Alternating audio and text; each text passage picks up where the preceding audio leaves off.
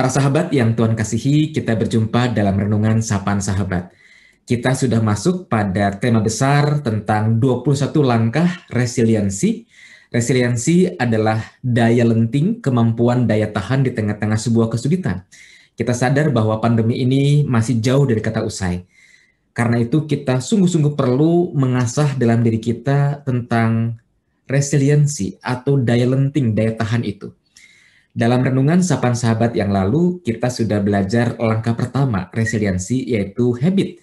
Dan kita akan masuk pada langkah kedua, yaitu pentingnya kita untuk memiliki hope atau pengharapan. Bagian firman Tuhan yang menghantar kita pada renungan ini akan saya bacakan dari surat Ibrani, pasal yang ke-6 ayat 19a. Dikatakan oleh firman Tuhan, pengharapan itu adalah sauh yang kuat dan aman bagi jiwa kita. Nah, pengharapan digambarkan seperti sauh atau jangkar. Sebuah kapal besar ketika dia sedang berlayar di lautan lepas, lalu ketika ia ingin berhenti sejenak, maka agar kapal itu tidak diombang-ambingkan atau digeser oleh ombak atau bahkan badai, maka ia harus melepas sauh, melego jangkar dikatakan. Sehingga kapal itu sekalipun ada gelombang, ada badai yang menerjang, tidak akan bergeser terlalu jauh, tetap akan ada pada kondisinya yang stabil. Nah, pengharapan memiliki kekuatan seperti itu, menolong kita untuk punya daya tahan. Satu kali, ketika saya sedang duduk di bangku SMP, saya mengikuti ekstrakurikuler pramuka dengan teman-teman di SMP.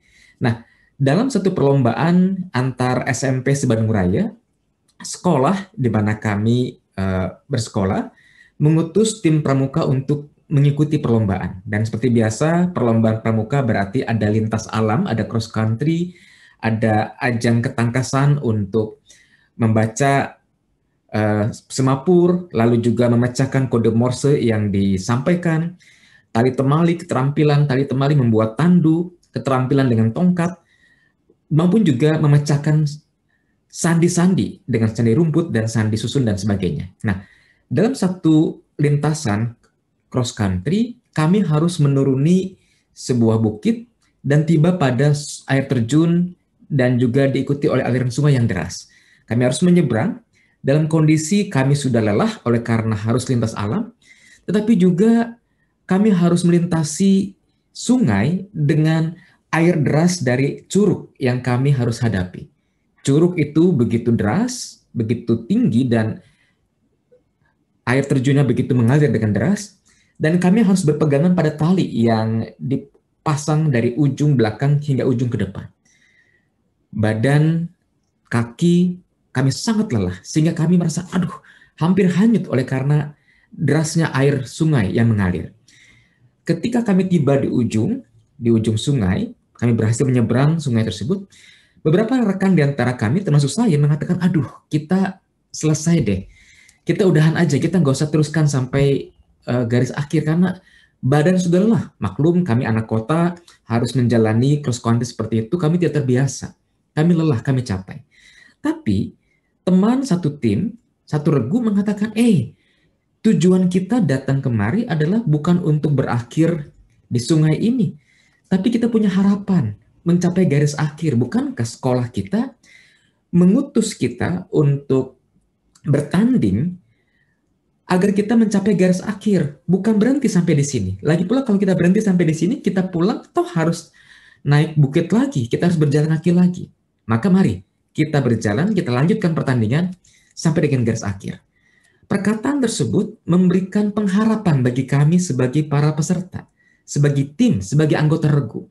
Maka kami dengan menyanyikan yel-yel kelompok, dengan menyanyikan lagu-lagu pramuka, dengan menggunakan tongkat yang kami pakai berjalan, kami disemangati untuk mencapai garis akhir. Kami punya pengharapan untuk mencapai garis akhir. Nah, dari kisah ini saya belajar dan juga tentu kita bisa melihat betapa ketika kita memiliki pengharapan, sesuatu yang kita bayangkan akan kita alami di depan sana, memberikan kekuatan, memberikan semangat, memberikan sukacita, memberikan daya dorong dalam diri kita untuk mau melangkah, untuk mencapai harapan yang kita miliki tersebut. Nah, pengharapan perlu kita miliki. Agar apa? Agar kita punya kekuatan untuk terus melangkah menjalani kehidupan kita. Sekalipun kehidupan kita penuh dengan kesulitan, tapi karena kita punya harapan bahwa ada satu masa, ada satu kehidupan yang mau kita capai di depan sana, terlebih kita yakin di dalam perjalanan itu Tuhan hadir, Tuhan menolong, maka kita punya daya, punya kekuatan untuk terus melangkah. Maka mari Bapak Ibu, saudara-saudari, para sahabat, milikilah harapan dalam kehidupan ini. Harapan bukan sekedar optimisme, bukan sekedar proyeksi pikiran, berpikir positif, bukan. Tapi satu keyakinan di mana kita akan mencapai sesuatu dan kita bawa iman percaya kita di dalamnya. Bahwa Tuhan akan menolong kita untuk mencapai harapan yang kita miliki. Maka mari selamat membangun harapan dalam kehidupan kita sehingga ada semangat, ada daya tahan yang muncul dalam diri kita karena kita mau menggapai harapan yang kita miliki. Kiranya Tuhan memberkati. Amin.